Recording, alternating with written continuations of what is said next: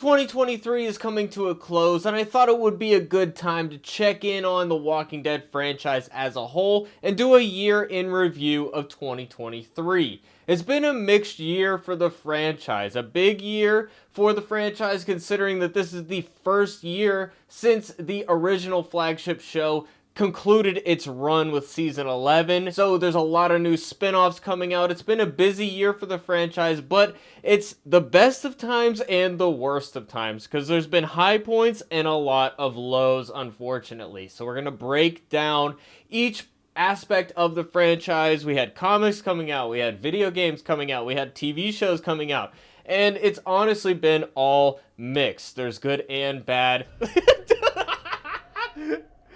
The quality control in the franchise has slipped a lot since the franchise's peak, and this is why the franchise has kind of diminished in popularity in the pop culture. It is not as relevant as it used to be, and it's pretty much just die-hard fans like me that are still hanging on, which I think is unfortunate because there is still that potential there. There is greatness underneath all of that, and I think with a little bit more quality control, we could get back to that, and next year is definitely going to be a make or break moment for the franchise with the Rick show coming back. This show, The Ones Who Live, has the potential to bring back a lot of people that have left the franchise behind in years past. This show has the potential to bring some of those viewers back. One of the most popular characters, arguably the main character of the show, definitely the main character of the comics, and it's going to actually conclude the franchise because we already know that the main show, its series finale, left a lot of loose threads and there's a lot of things left unresolved, so we didn't really have a real ending. The main show ended with essentially a trailer for the next show, so really this should be the beginning of the end. And if it's done well, it could bring back a lot of viewers. It could be having people talking. If it's okay, it'll keep the diehard fans like me, and it won't bring anybody back, which I'm ultimately satisfied with, but I would prefer to see a 10 out of 10 amazing ending that is worthy of the best seasons of the show. But that's the year coming up. What about 2023? So the year started out with the video game called The Walking Dead Saints and Sinners Chapter 2. Now, it did technically release in December for a certain platform, the Facebook Meta Quest 2 headset. It did kind of release in December, but for every other platform, it released in 2023, so I will put it here. I like that game a lot. I did a full review and breakdown of that game. Walking Dead Saints and Sinners is one of the best VR games, not just from me as a super fan, but just a fan of gaming in general. The game is good in its own right. It's worth recommending if you have a headset, whether you're a fan of the show or source material or not. It is definitely a great add-on to the franchise as well. If you're a fan, it's well worth checking out. And this new game, it's kind of more like DLC for the previous game than a full-fledged sequel. It uses a lot of the same assets, but it does have a new action-oriented tone to it, whereas the previous one was a bit more stealth and survival-oriented. This one definitely has a lot more enemies on screen, and it's a lot more action-packed, so it almost feels like a new game, even though there's only a little bit of new content and a full-fledged new story campaign. But it's definitely worth your time. I highly recommend it. I don't feel like it's overpriced or anything. It's well worth the price of admission. But I would recommend playing the first one first, if only to familiarize yourself with the controls before things get a little bit insane later on. It's a very interactive world. It definitely takes full advantage of the VR headset that you have on your head, and it's motion sensing, so you have your hands in the real game. It feels definitely a lot more dynamic as a result of that. Highly recommend that game, and if you want to see my full review, I will link it below. So the next thing we got in the Walking Dead franchise was going to the television series. We had the spin-off Fear the Walking Dead beginning its final season following season 11 of the flagship show. And this show, Fear, had devolved into one of the worst shows on television. Absolutely moronic storytelling that straight up doesn't make sense, character motivations that change on a dime, and it feels like a child wrote this show, and season 8 was the worst of the bunch. It was absolutely the lowest the franchise on television has ever been, even lower than Tales of the Walking Dead, which was also awful. World Beyond is great by comparison, so that is something you can judge it based on. And it was absolutely pathetic the way that they ruined Morgan as a character. They brought back Madison from the first few seasons. They ruined her character as well. They brought back Troy at the end, but we'll get back to the end of season 8. We're going in kind of chronological order of the franchise this year. It was just an absolute travesty of a season. This show and the quality of it is why the spin-offs are viewed so negatively, and why it's reinforcing that the show has lost all of the fans because as a result of doing stuff like this. So I'm glad that show's done, to be honest with you, and I hope we don't ever get down to that level of quality ever again. Next up, we finally got the new spin-offs that are the sequel to the final season of the flagship show, and this came in the form of Dead City. I still think it's a poor title because you got The Walking Dead, Dead City, dead twice. But ultimately, this was a step up from every other spin-off up to that point. It had a higher production value. There was a lot more money spent on the setting. Of course, it took place in New York City. And we had Maggie and Negan taking the front of the show. They were the leads. And part of that is a great benefit because they're great actors and definitely characters that are fan favorites. Of course, there's that conflict between them that started with Negan's introduction, murdering Glenn. Obviously, that will always hang over their relationship. However, unfortunately, I think it's a little bit repetitive because the final season of the flagship show spent so much time with these two characters having conflict with each other and sort of having an uneasy resolution in the final episode. It felt a bit like going back to the well yet again. Fortunately, though, there was an increase in writing quality that made it work. But they're setting up a season 2 of this show that will kind of, again, be Maggie versus Negan. The final shot is literally like a split screen of their faces together, kind of hinting that that is going to be the main conflict going forward. I would like to move past that. It's a bit repetitive at this point. But that being said, it was definitely a refreshing look into the Walking Dead universe. We got a new location that was really cool. A villain that was interesting. The Croat was cool, but then it turns out at the end of the season, he's just a lackey working for somebody else who is not as interesting. So that show was flawed. It had its issues, but overall I enjoyed it, and it was a step up from what we've been getting from the franchise before. So overall, I'd give it like, you know, a solid 6 or 7 out of 10. It was mid-tier Walking Dead, but as a fan, hardcore fan, I'm cool with mid-tier Walking Dead. I'm always going to watch that. But unfortunately, I don't think it's good enough that it's good to recommend to normies and people that have fallen off of the franchise over the years. So that was the first post-final season Walking Dead show that premiered, and it was decent enough that I think it bodes well for what's coming forward, but again, it could be better. Next up, we got Daryl Dixon, which was the spinoff, weirdly enough, I was looking forward to the least, because it's such a strange concept, putting Daryl all the way to France. How does he get there? How do they explain that? How does that make sense? And it still has a little bit of that, but ultimately it was the best spinoff they've ever done. It has a refreshing new setting with, of course, being taking place in France, in Paris, and we got castles and moats, and it's just such a visual treat. And I was a little worried that Daryl had gotten a little bit stale as a character, but they found something to do with him this season that made him worthy to lead the show. He had a little bit of an arc, and I'm excited to see season 2. I think it was pretty consistent as far as quality. There's nitpicks and things that you can criticize, and I definitely did. But overall, you know, most of the storylines work. There's like one little kind of love storyline between kind of a villain and a nun character that Daryl ends up partnering up with in the show. But other than that, and some minor critiques here and there, it was interesting, and it pushes the franchise forward in the sense that there are more variant walkers. Of course, now we have multiple types of zombies. That started in the final season where we had climbing zombies.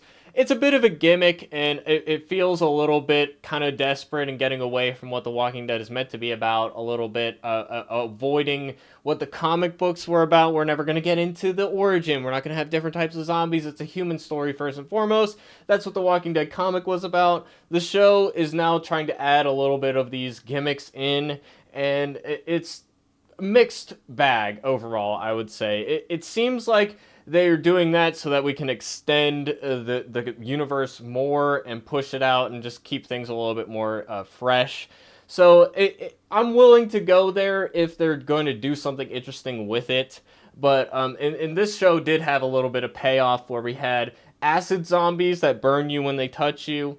And they did do something with it where at one point Daryl uses the acid zombie to burn his way through some vines that were in his way. So they did do something with it, but I do think the utility might be a bit limited. This show also had fast, strong zombies, which were introduced in the World Beyond series finale, and that was kind of the post-credit scene that was setting up this show that takes place in France. Now, it seems like they retconned how that show portrayed these fast zombies, and now it's different in the sense that it is something that is created purposefully, and these scientists inject zombies with some type of fluid or serum that makes them fast and strong for a short while. This is different from how it was portrayed in World Beyond, where in World Beyond, somebody gets killed and then they turn really quickly into this fast, strong zombie. There wasn't anything injected, at least not that I noticed on screen in that final episode there. So I don't know if that is a retcon or if those fast zombies also exist. I would guess based on what we know now that it's a retcon, that they're changing it, which is fine, I suppose, but I would have preferred they just stuck to their guns with that one. And they did hint in that as well that we would get into the origin of the virus. Again, something that Robert Kirkman, the comic creator, never really wanted to get into, and for good reason. But if there's something interesting there, I'm willing to give it a chance. But I don't know that that's going to be the case here. Now, there's also this question of, are Dead City and Daryl Dixon going to tie in to the Rick Grimes arc? Of course, the CRM, Civic Republic military, ended up taking Rick, and that's why he's been missing for so long, is they keep him captive and force him there to be working there. Now, we're going to get into that with the Rick Grimes show in the next year here, but at the same time, I have to wonder if these two seasons are going to tie into that. I wish that we got that in season 1 of both shows, but I think they wanted them to stand on their own before they made the universe connection. But I believe that they both will. I can't prove that now, but it seems like both of the main villain groups in Dead City and in Daryl Dixon are tied to the CRM in some way. That's just my opinion on it. Definitely the main villain in Daryl Dixon is very reminiscent of the main villain from World Beyond. So there's some aesthetic ties there, and I believe there might be some type of trade worldwide network thing going on. But we'll find out. I think Dead City, the group that the kind of sheriff guy was from, seems to be tied to the CRM in some way. That's my opinion on it. We shall see. Both of these shows, Daryl Dixon and Dead City, are an increase in writing quality overall. And Daryl Dixon especially has a whole lot of fresh new blood in there because all of the writers are new and they're all coming up with new ideas. And there's some really creative zombie scenes in that show as well. We had a zombie symphony that was particularly memorable. So overall, it was definitely satisfying for Walking Dead fans. And it was worth recommending. I had somebody ask who hadn't watched The Walking Dead in years, is the Daryl Dixon show worth it? And I can say, yeah, you should check it out. You don't even really need to know how the main show ended. You know, you can just kind of pick up with that show and move on from there. That's definitely worth recommending. Dead City less so, but I would say that for Daryl Dixon overall. But still not amazing. I would still, maybe a 7 or 8 out of 10. It's just a little bit better than Dead City, more consistent. but it's not that next tier of top tier Walking Dead. So unfortunately, I would say it's not good enough. So next, after the Daryl Dixon show in October, we got Clementine Book Two, and this is a comic based on the Telltale Games Walking Dead universe, which is one of the best parts of the franchise in my opinion. Those games are highly regarded, and even if you're not a fan of the show or the comic, you can get the essence of what The Walking Dead is and what it's about from just playing Season 1 in particular, but I like all the seasons. Season 3 is definitely a weak point, but I like Season 2 and 4. A lot of people disagree with me on that, I understand that, but Season 1 universally is kind of considered a fairly good story. I think it's a great story, and it's definitely worth playing. Clementine was a great character who had this amazing arc, going from being the child who needed protecting in the first season to a almost fully grown adult taking care of a child, a baby. She pretty much adopted this baby AJ, and she's struggling to raise him in the apocalypse. And that's where we end things. We kind of had a happy ending with the final season, and that was a perfect send-off, and I wish they never touched it after that, because what they immediately did was have her break her promise to AJ that she would never leave him and just abandon him in the middle of the night, smiling while she does so. And she abandons him because she's feeling a little depressed, and apparently something out in the very oppressive world is going to fix that, and it's just an idiotic storyline that's just so they don't have to deal with the determinate choices you make in the game. They're just like, okay, we're just going to leave all that behind so we don't have to think about it. I would have rather that they burned down the school, everybody from the school separated, and I honestly would have rather they killed off AJ than what they ended up doing. But there's no reason why this book couldn't have been Clementine and AJ surviving together on their own and just have, you know, the school get overrun. Something, anything would have been better than what they did. And the biggest problem with these books is, of course, they don't respect the character or the storylines that came before it. But even more than that, more important than that, it's just this boring plotting plot that just goes from place to place, and none of the characters have any real depth. There's no twists and turns or unexpected things that really happen. It's barely a zombie book. It's just this very juvenile romance story that is mediocre and has no feeling or soul to it. The art doesn't look good. This is really more offensive to me than even Fear the Walking Dead being as bad as it became. It's just a middle finger to everybody who loved the series up to that point. And it's not made for fans of the games. It's made so that they can sell it to schools. It's made because they wanted to launch the Skybound Comet label. This is their company, and they're selling this book to libraries and schools, which honestly it's not even appropriate for, in my opinion, because it has some mature content in there, and I don't even think it's a good story even to justify that mature content. So it's bad for fans of the games, and it's even worse just on its own. There are many other things I would recommend to kids before reading this. I would recommend, even though the first game's mature rated, I would rather them play that than read this terrible, terrible book with awful messages in it, that it's okay to just abandon somebody in the middle of the night that relies on you, that is essentially, for all intents and purposes, your adopted son. You can just abandon him in the middle of the night because you feel a little bit sad. There's nothing okay about that, and it's really just awful in every possible way. Unlikable characters, and it's just, I can't even go into any further detail without just pointing you to the two reviews I already did, so those will be linked down below. So you'd think that we hit a low point with the franchise with Clementine Book 2, but believe it or not, it can get even lower, and this is where we get into more video games. So there was both a game from the comic universe and a game from the show universe. And the show universe had the game The Walking Dead Destinies. Now, this was supposed to be a game where you had choices and you can relive the first 4 seasons, 3.5 seasons technically, and you could make choices along the way about who lives and who dies. Not a terrible concept in and of itself, but this is just an extremely low effort shovelware game. I played it live on stream. You can see that it's very repetitive gameplay. It's very low effort in the sense that there are just a lot of things that don't work. It's glitchy, it's buggy, it's janky.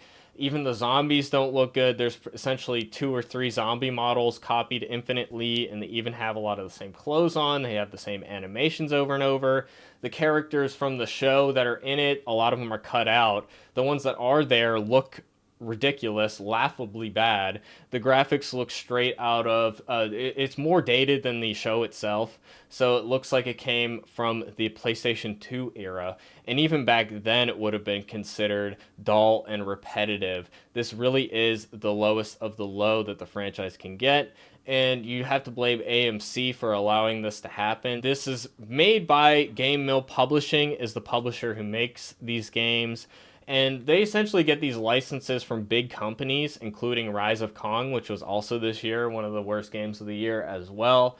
They convince these companies to give them the rights because they sell it to the companies as, we're going to get this done really cheap and really quick. So there is really not a lot of resources that are put into this at all, and the turnaround is really breakneck speed. So they farm it out to foreign countries so that they can pay the developers less, and they try to get it in less than a year, and they overwork their people, and nobody wants to make a bad game at the end of the day, but you can't convince me that the developers behind this game thought that they were putting their best work forward. I'm sure they were very frustrated with the situation that they've been put in, but for some reason, Game Mill Publishing is still able to get these games to stores, and they do so essentially by gaming the system.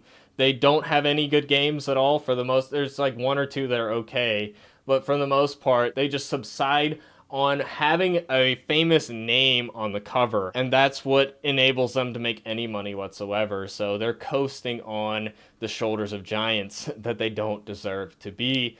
And ultimately, there's dozens and hundreds maybe even of game companies that could do a better job with the Walking Dead franchise, and really the franchise deserves a really great action game. We haven't really gotten one of those. We had, of course, the survival game with Saints and Sinners that's very good, but other than that, we don't really have games that focus on the action, which is for the best because the story is, of course, the main aspect of The Walking Dead, but there really is a hole for that in the franchise that has yet to be filled. So I would like to see kind of a Days Gone open world style of a survival horror game that we haven't quite gotten yet. So we'll see, but if Walking Dead Destinies is any sign, I don't think AMC is going to be capable of that. AMC, of course, also had their own VR game. The name is escaping me right now, but that game, it was not as bad as Destinies. It was actually much better than that, but it still wasn't good. It didn't hold a candle to Saints and Sinners. And of course, it had Survival Instinct with Daryl Dixon as the main character early in the show's run, and that game was also bad as well, but it might honestly be better than Destinies. I refunded Destinies, got my money back because I don't want to support that kind of thing. I honestly could have made content about it and honestly profited off of playing that game, but I couldn't in good conscience waste my time or money on that piece of crap. So that's just my opinion on that. The other game that I think is more unfortunate is The Walking Dead Betrayal. This was in the comics universe, and it's actually a solid concept, and from everything I read, it's a decent enough game. It's essentially an Among Us game with zombies in it. It's kind of a reskin of a game called Project Winters that existed. The same developers worked on this. It's not really all that different from that game, so there's nothing wrong with this concept. But Among Us is kind of a fad. It was a fad. It's not really a thing anymore. It was basically popularized by the fact that everybody was at home thanks to the pandemic that happened. So they were able to have, people could get together with 8 of their friends online. Betrayal doesn't really have that, and the Walking Dead franchise, because of the quality control issue, has lost a lot of fans over time. So getting 8 people in your friends group playing that game was a tall order, and it wasn't really fun to play by yourself. So I think that's ultimately why it failed, and it was pulled from Steam and digital stores, and people were refunded, which is unfortunate because it was actually decent from what I could see. And the only thing I didn't cover yet, of course, is Fear the Walking Dead, the back half of Season 8, which was the worst that they've done yet. brought back Troy, and it was really not satisfying at all. Essentially killed him off in the same way he was killed off in season 3, so it ended up being pointless. And we brought back Alicia, who was supposed to be dead at the end of season 7, but we all knew she was coming back. And it just pretty much ended to the point where it felt like the whole season was pointless. And it was just awful, and it basically pitched that, oh, now Madison and Alicia are going to LA, and maybe we can do a spinoff there. Nobody wants to see that. We already had a spinoff in LA. It was called Fear the Walking Dead, and they left almost immediately after 6 episodes. So, no, I don't think that's going to happen. I think they've destroyed Madison as a character, and I don't think that there's any future there, especially if they keep these showrunners who should really never be given a job in the franchise ever again, in my opinion. And, you know, I'm going to kind of avoid seeing things that they're a part of in the future because it was that bad, that insulting to its audience, that insulting to people's intelligence. It was written for children. It's really an awful show. So overall, it was a mixed year. Even its high points weren't as good as it's been in the past, but Dead City and Daryl Dixon, definitely worth watching. Pretty much everything else in the franchise this year, other than Walking Dead Saints and Sinners Chapter 2, was not really worth your time or money. It's unfortunate. The only other thing is The Walking Dead Deluxe, the original comic series, is being reprinted in color. That is worth buying, and it's a fun way to read it. And it's a debate whether you like the colorized version better than the black and white. I like both versions. And I like the extra content we get from Robert Kirkman talking about behind the scenes stuff and the writing process. So it's definitely worth it to fans. That's honestly what I look forward to it every month. Got a big stack right back there to read still. So definitely enjoying that. But other than that, it's not a great year for the franchise overall. But it could get better in the future. The new spinoffs turned out pretty good. And with the news that we got Bloober Team possibly making a Walking Dead game in 2025, I think that could be really good. So there is potential in the future. Of course, next year we got the Rick Grimes show that we've been waiting for, The Ones Who Live, and I have very high expectations for this show. It should be as good as the franchise has been in recent years. It should be better than that. It should be almost as good as peak Walking Dead. I'm going to temper my expectations a little bit. I don't think it's going to reach the heights that the franchise has been before, but it should get close. It should be better than Daryl Dixon. It needs to be better than Dead City. If it's not, unfortunately, it's a missed opportunity. But I think all of this is going to culminate in an untitled crossover series a few years down the line. So that crossover series is going to be the Avengers Endgame of Walking Dead, where we conclude the series for real and the CRM arc gets all wrapped up. So I'm really looking forward to seeing how they really end things. And if the Rick Grimes show is good, then it's like, yes, the franchise is back, baby, let's go. But I don't know if we're going to get that. I'm tempering my expectations a little bit. I'm a little concerned that the people directing the pilot episode are Bert and Birdie, who are known mostly for indie comedies, basically. They've done some Marvel stuff, but even the Marvel stuff that they've done, I mean, Marvel has been degrading over the years as well, and it's not the prestige franchise that it once was, and I don't know that it's going to translate. I would really like a feature director to be directing that pilot instead and have a unique vision for that. I'm also a little concerned that they're over-focusing on the love story elements of Michonne and Rick. That's what they're marketing first and foremost. The truth is, I like their love story, but the love story is in the past. You know, they fell in love, they had a family. This should be about the CRM, should be about escaping. The love story part, if you play into that a little too much, it's going to be overdone. It's going to be a little bit repetitive. So I don't know why they push that as the main thing. So I'm a little concerned about that. But, you know, we have Scott Gimple himself writing it with Denai Guerrera, who is, of course, Michonne. They're apparently working on the scripts together. I'm a little concerned about an actor writing stuff for themselves. A lot of times it works out just fine. But sometimes, you know, that they have ideas about what they want to do on screen, and that might contrast with what the fans would want and be satisfied with. So I'm a little concerned, but I have high hopes and high expectations, so hopefully it meets those high expectations. And of course, we're also getting Daryl Dixon Season 2. that was filmed back to back, and they actually got permission to film season 2 during the actor strike. So that has been ready to go, and I think we'll get that next year. Dead City season 2 has been renewed, but I don't think we're going to get it next year because I don't think it's been written. I don't think they've shot anything, so they'll probably film that next year. And I would guess it's going to premiere in 2025. And then we'll see. I don't think we've had a renewal announcement about Rick Grimes' show, season 2. So we'll have to see what happens with that in the future. I think it would be crazy if it was only one season, considering there's been so much hype coming up and it's only 6 episodes. But if Andrew Lincoln or Denai Guerrero wanted to be written out of the franchise, then maybe they could end it with season 1, but I have trouble seeing that happening. Other than that, we got Clementine Book 3, which I'm not looking forward to at all. We're supposed to get more Tales of the Walking Dead is the name of it, and it's essentially going to be Tales of the Walking Dead, but only 10-minute episodes, kind of like a new web series. So that's supposed to be coming out as well. I have a feeling that might get canned, but we'll have to see. But other than that, I think that's pretty much it for what's announced right now. The Bloober Team thing is in 2025, and it might not even be Walking Dead, but most likely it is.